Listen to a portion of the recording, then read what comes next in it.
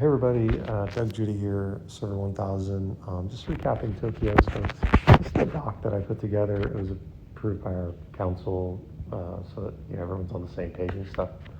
But put together this doc, and we put it together in the warm up. But I kind of came up with it in the SVS where we followed a player around the map and across servers because he was leading rallies and stuff. So instead of playing the game and having predetermined alliances, you're playing the player.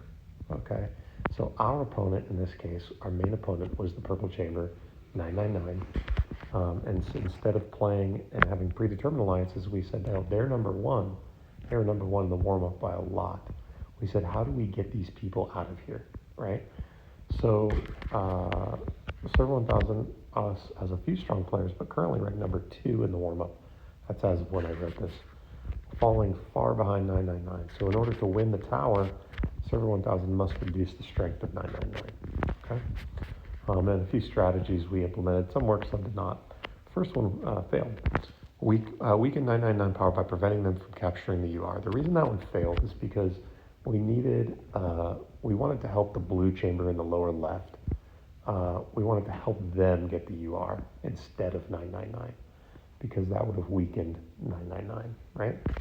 But blue rejected our offer and allied with 999 instead. Now, we still actually got down there, but it was too late. So 999 ended with a UR. Blue got completely crushed. And we'll get to that in a bit. Next strategy, wherever 999 goes, we go, all right? So we did form short neighbor deals with orange on the upper left, or in the left, and gray in the upper right. So when 999 went to the east, 997 was there, and we jumped on that bandwagon. So we didn't say, hey, we're going to just be there all the time. We didn't try and take anything from 997. All we said is that if they come over there, we will be there. So just let us touch one of the gates. You can have the gate, you can have the reward, but if 999 comes there, we will be there for you. Same thing in the west.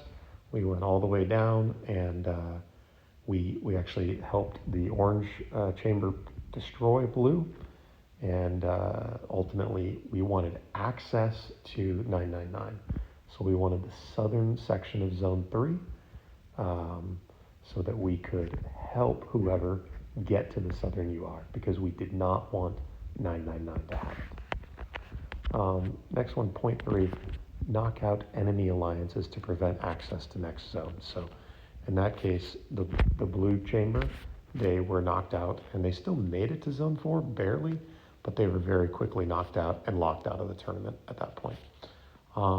The gray chamber, which is in the upper right, they kind of blocked green on their own, but green made a deal with 999, and not really sure how that worked out. I think it worked out more in our favor than theirs, but it was really kludgy because the green chamber made a deal with 999 and also tried to make a deal with us. So that's where they went wrong. They were trying to play both sides of the fence, and it blew up in their face. And as a consequence, they were knocked out.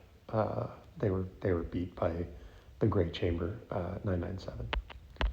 And I'll show you all this on the map in a sec. But the next strategy here is the not us, meaning be a good neighbor. So ask other chambers to either build away from us, or in our case, we share and make neighbor deals. And when you pay it forward, you can ask for something in return. So we be a nice neighbor. We say, hey, you're not our main opponent here. 999 is our opponent. Let's just play a good neighbor, and that'll save our fans for our real opponent. Next one is you scratch my back and I'll scratch yours. So those are what I call a mini alliance, not a full predetermined. We're your blood brother for the beginning, middle, and end. This is just a neighbor deal. So we'll assist any server in getting a UR except 999. Because again, it goes back to weaken our number one opponent, right? So by assisting the other servers in zone 3, we can ask for favors in Zone 4, such as construction blocking, perhaps, and maybe some rallies on the 999 reinforcements. And that's kind of how it went down. And so that's the high points of it, the high level, I should say. And then here's kind of what the deals that were made because of it. So 1001 in Zone 2, we divided up the landmarks. They did not want the UR because they weren't strong enough to take it, so they gave it to us. That was big of them. We really liked that. And then what we really wanted is we wanted an easement to the southern section of Zone 3 so that we could have the gate and swap gates at times so that we could have access to Zone 3. And that was to help whoever was down there take the UR from 999. Nobody was able to stretch that far. The blue chamber did stretch that far, but they did not want to deal with us. Orange chamber could not stretch that far fast enough. Here's the map that we divided up landmarks with orange and made it as fair as we could. We gave them a little bit more because they gave us the UR. In the end, they did get an LM7 in Zone 4, but they did not get first capture on it. Generally, whoever gets the UR is going to get the LM7. They did not get a UR, but they did end up with an LM7, which is cool. And then kind of a similar thing with 997. You can see here, divide up and share the assets. Again, an easement to the northeastern tollgate 2, which gave us access to Zone 3 East. And there was one time where a few people from 999 came across the fence, and we were there to smash them with 997. So that is that.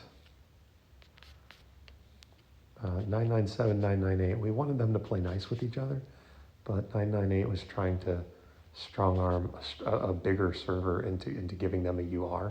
Didn't work out for 998. They walked into a brick wall and then ended up losing everything because of it. They ultimately could not play good neighbor, which was our advice to them, is to play good neighbor and don't make an enemy, especially against a stronger opponent. They didn't listen. 1001 and or 1002. So we were trying to be friendly to both. We ended up being allies with 1001 because 1002 we saw made a deal with 999. And as a side note, the 1002, we took their Burge in the SVS. They wanted a peace deal, but we could see they were saving for Tokyo and that they were weak at the time. We wanted the buff for Tokyo, so we took it. And maybe they had a bone to pick with us because of that, maybe not, I don't know. But nonetheless, they did not want our assistance. They did not get anything.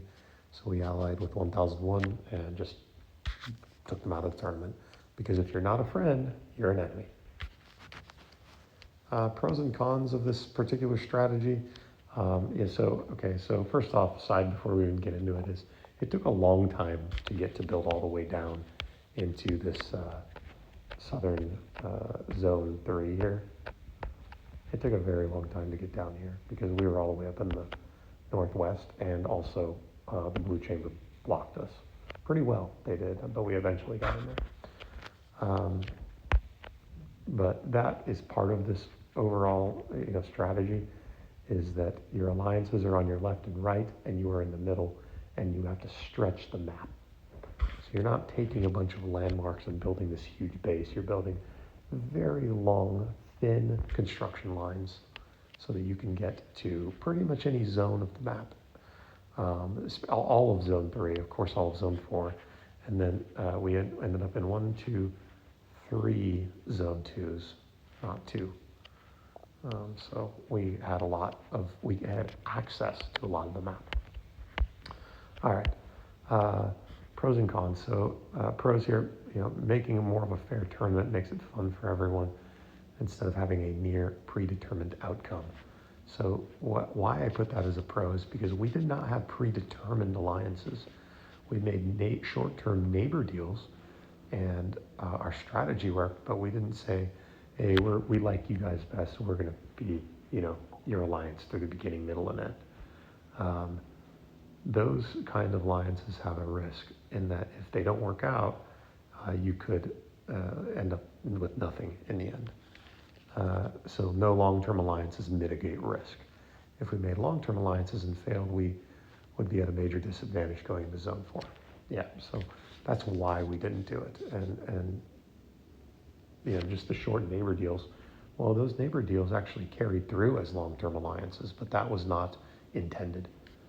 It was that every man for himself in Zone 4, and anyone who wanted a shot at the tower, go for it. And then the cons here, potential backstabbing from really anyone who has access to Zone 4. It ended up being not very many have access to Zone 4, but these other 1001 and 997 swore allegiance to us, which was cool, and they were cool. And we became good friends. Giving up more landmarks than we normally would to garner support. So yeah, if we wanted to dominate, so to speak, then we could have, right? We could have had a lot more landmarks, but we would have had fewer friends. And those alliances were really darn handy in the end. Cons, traversing the map will require 4 groups. So yeah, the construction to stretch the map was a lot of construction. I mean, we had huge long lines of red clubs. And then last one, not being aggressive enough with the UR. So we maybe could have had 2 URs if we wanted to, but that kind of work is exhausting, honestly. So this is our construction map. I probably should have another one for the final result, but instead of here where we said go to TG4, we actually went around into Zone 2 right here and shared a toll gate. We shared this toll gate right there, and then we also shared that toll gate right there. But we had to take this one here from the blue team. So we had to get access. Everyone had to get access. And then the other one, which was interesting, was up here. So we did not take first capture, but we touched it and we used it to get access early, so that we could come in and assist the gray 997 chamber against anyone who came into that zone. And that's pretty much it. I'll post the stock, but just to recap, you're traversing the map, you're following your opponent, you're playing the player, not just doing your alliances. Like they say in poker, play the player, not the game, right? So that's the overall strategy that we followed, and it worked really well. I think 999 made some mistakes as well, which I don't want to harp on their mistakes, but we have this strategy and we executed it. So, all right, let me know if you guys have questions. All right, cheers.